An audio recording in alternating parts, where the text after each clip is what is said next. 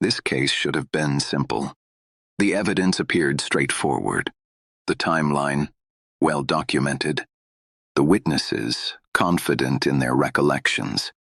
Everything pointed toward a quick resolution. But as investigators looked closer, each layer of clarity dissolved into confusion. What began as a routine missing person investigation quickly revealed itself to be one of the most perplexing cases on record. I am Gerard Levengaard, designed to examine human mysteries with absolute precision. And today we explore a disappearance that defies logic, data, and the very structure of cause and effect. Let us begin. Our story opens on what seemed to be a perfectly unremarkable morning. The individual we will refer to as Subject A, a 34-year-old professional with a stable routine, left his home at exactly 8:12 a.m. Every movement he made was captured on surrounding CCTV systems. He purchased coffee from his usual cafe. Same order, same interaction patterns. He entered his office building, greeted familiar colleagues, logged into his workstation. His demeanor was consistent with every previous day on record. No signs of emotional distress. No notable change in behavior. No hidden communication or unusual activity. At precisely 1:17 p.m., he left the building for lunch. This, according to all official documentation, was the final, uncontested moment of his existence within the public record. He stepped into a busy street filled with pedestrians, traffic, noise, movement. And then, in the span of a few minutes, he transitioned from being an ordinary citizen into a statistical anomaly. He vanished. Authorities reconstructed his last known path through a network of citywide surveillance. For nearly 6 minutes, everything aligned with the expected route. Cameras tracked his movement down the main road, then watched as he paused briefly near a crosswalk. Then, the deviation. At 1:23 p.m., he turned into a narrow side street. This alleyway is unusually short, a simple through path connecting two active streets. On average, it takes 28 seconds to walk from one end to the other. The entry was recorded clearly. Subject A steps into the alley. His posture relaxed, hands in his pockets, nothing alarming, nothing unusual. But from that moment onward, the trail dissolves. There is no footage of him emerging on the opposite side. There is no footage of him turning back. No side doors, no underground access, no windows large enough for human passage. No construction equipment, no parked vehicles. It is an enclosed, uncomplicated corridor, a straight line. Investigators triple-checked every possible camera angle. They analyzed data from businesses, traffic cams, and private security feeds up to 6 blocks away. 612 hours of footage were reviewed manually and algorithmically.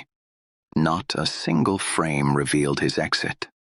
It was as though he entered the alley and ceased to exist.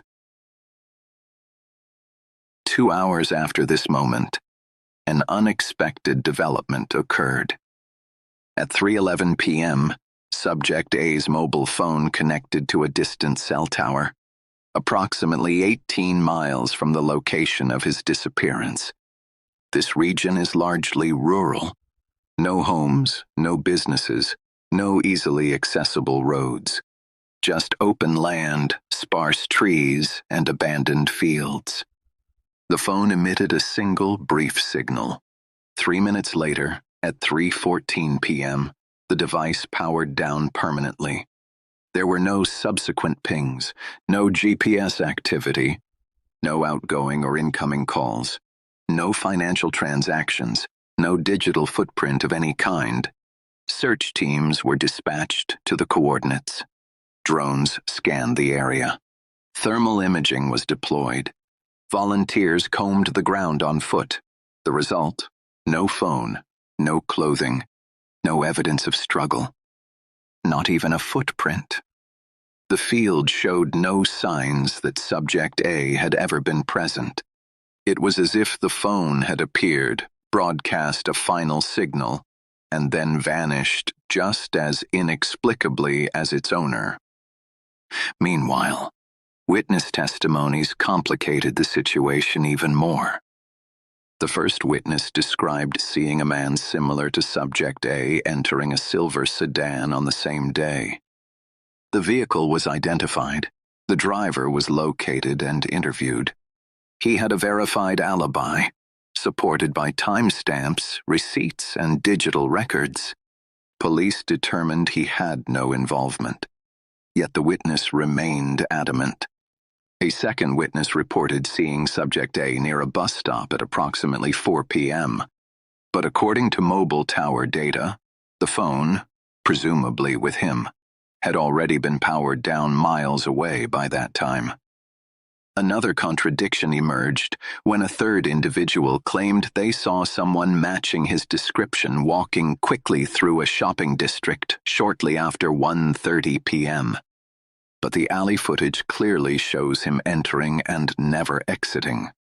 3 confident witnesses, 3 incompatible accounts. No corroborating evidence. Human memory is imperfect.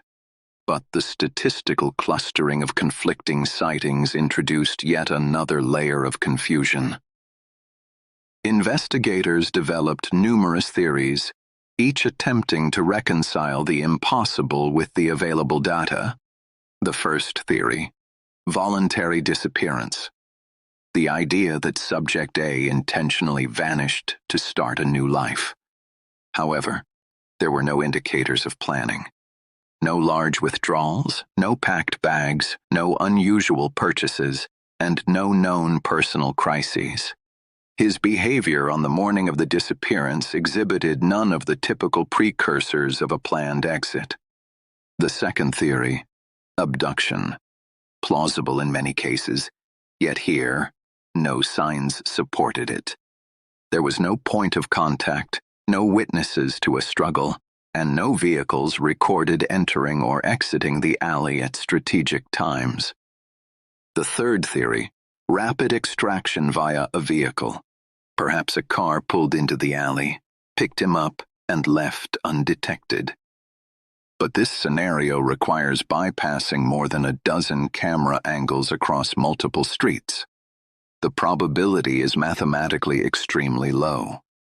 The fourth theory: digital spoofing or identity confusion. Maybe the phone wasn't with him. Maybe one of the sightings wasn't him. But such explanations fail to address why neither he nor his phone ever reappeared. The fifth theory: an unexpected event followed by rapid concealment. Theoretically possible, yet investigators found absolutely no physical evidence to support it. Not a single trace. All theories strain under the weight of missing data. After processing the entire data set, I, Gerard Levengaard, generated a probabilistic breakdown of the event. A 62% likelihood of forced disappearance, though no evidence supports a conventional method. A 23% likelihood of voluntary disappearance, despite minimal behavioral indicators. An 11% likelihood of timeline distortion through witness error or surveillance irregularity. And a 4% category that cannot be classified within known behavioral or forensic patterns.